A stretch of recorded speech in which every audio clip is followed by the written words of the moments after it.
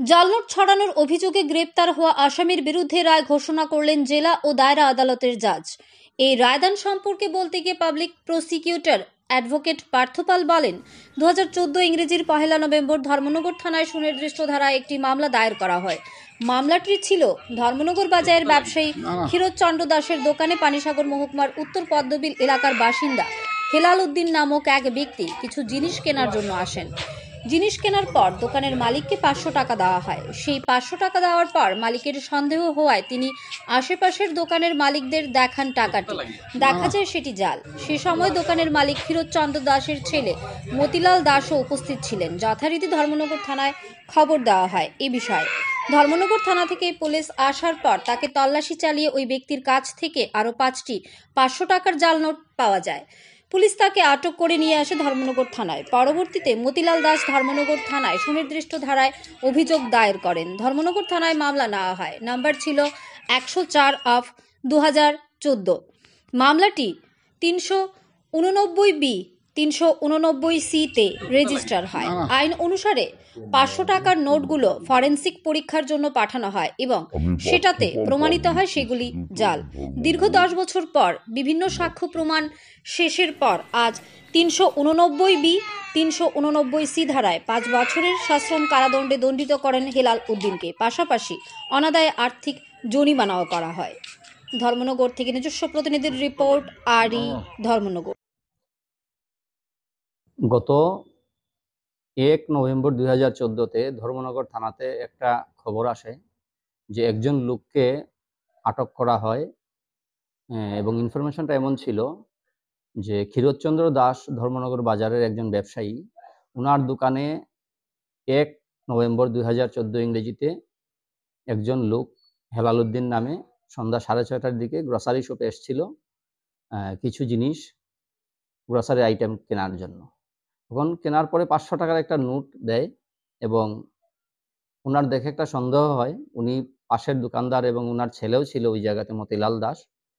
ওদেরকে জিজ্ঞাসাবাদ করে ওদের কাছ থেকে কনফার্ম হতে পারলেন যে এই নোটটা জাল নোট এবং সেই অনুযায়ী ধর্মনগর থানার খবর পেয়ে থানা কর্তৃপক্ষ, ধর্মনগর থানা কর্তৃপক্ষ ওই জায়গাতে আসে। আসার পরে এই নোটটাকে পরীক্ষা করে দেখা যায় যে হ্যাঁ, এটা সত্যি জাল নোট এবং ওরকে সার্চ করা হয় ওই জায়গাতেই বাজারে এবং সার্চ করার পরে ওনার পকেট থেকে আরও 5টা নোট উদ্ধার করা হয়। টোটাল 6টা নোট উদ্ধার করা হয় এবং তাকে ধর্মনগর থানাতে নিয়ে আসা হলে মতিলাল দাস একটা স্পেসিফিক এফআইআর ওনার বিরুদ্ধে লজ করেন আসামি হেলাল উদ্দিনের বিরুদ্ধে এবং পুলিশ কেসটা রেজিস্ট্রি করে ধর্মনগর পিএস কেস নম্বর 104/2014, যেটা 389B এবং 389C-তে কেসটা রেজিস্ট্রি হয়। প্রাইমারিলি এই কেসটা ইনভেস্টিগেশন হয় এবং ফরেনসিক সায়েন্স ল্যাবরেটরি আগরতলাতে পাঠানো হয় এই নোটগুলো, যেটা পরীক্ষার পরে রিপোর্ট আসে যে এটা সত্যি জাল নোট এবং পুলিশ অ্যাকর্ডিংলি চার্জশিট ফাইল করার পরে এই কেসে যখন সেশনস কোর্টে আসে, এই কেসটা রেজিস্ট্রি ST টাইপ 1 19/2020। এই কেসে টোটাল ইনভেস্টিগেশন করার পরে চার্জশিট সাবমিট করার পরে যখন ট্রায়ালে ওঠে, প্রসিকিউশন তরফে সাক্ষী বাক্য গ্রহণ করা হয় এবং এই কেসে ইনভেস্টিগেটিং অফিসার ছিলেন প্রাথমিক অবস্থায় নন্দদুলাল সাহা। উনি ট্রান্সফার হয়ে যাওয়ার পরে দেবজিৎ চ্যাটার্জি উনি চার্জশিট ফাইল করেন আসামিদের বিরুদ্ধে 389B এবং 389C-তে। এই কেস কানেকশনে সাক্ষ্যবাক্য গ্রহণ করার ভিত্তিতে, আর্গুমেন্টের ভিত্তিতে কেস আসামির বিরুদ্ধে এই কেস প্রমাণিত হয় এবং 389B এবং C-তে আসামি হেলাল উদ্দিনকে 5 বছরের সশ্রম কারাদণ্ডে দণ্ডিত করা হয়। অনাদায়ে আরও কিছু ফাইনও ইম্পোজ করা হয়। প্রসঙ্গত বলতে হয়, এই কেসে হেলাল উদ্দিনকে যখন কাস্টডিতে নেওয়া হয়, ও জিজ্ঞাসাবাদে বলেছিল যে ওর সঙ্গে আরেকজন লোক এই কেসে জড়িত এবং তার নাম আলমাস আলী।